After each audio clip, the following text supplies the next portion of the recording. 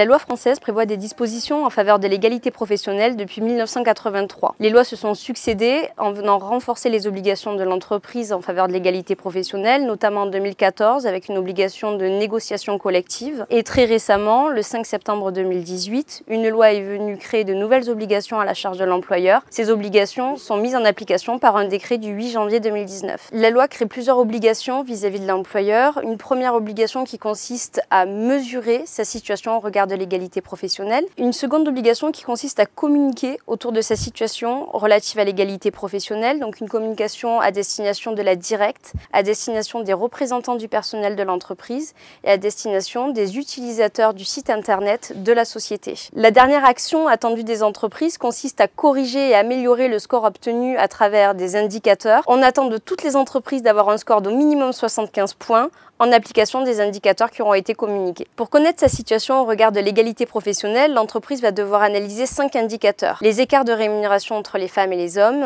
la répartition des augmentations individuelles des femmes et des hommes, la répartition des augmentations des femmes et des hommes, le nombre de femmes qui ont été augmentées au retour de leur congé maternité et la proportion d'hommes et de femmes dans les 10 meilleures rémunérations de la société. La loi prévoit 3 dates de publication du diagnostic en fonction de l'effectif de l'entreprise. Au 1er mars 2019 pour les entreprises de plus de 1000 salariés, au 1er septembre 2019 pour les entreprises entre 250 et 1000 salariés, au 1er mars 2020 pour les entreprises entre 50 et 250 salariés. En cas de non-respect de son obligation au regard de l'égalité professionnelle, c'est-à-dire en cas de non-établissement du diagnostic, de non-publication ou de non-correction si le score obtenu est inférieur à 75 points, l'employeur s'expose à une amende pouvant aller jusqu'à 1% de sa masse salariale.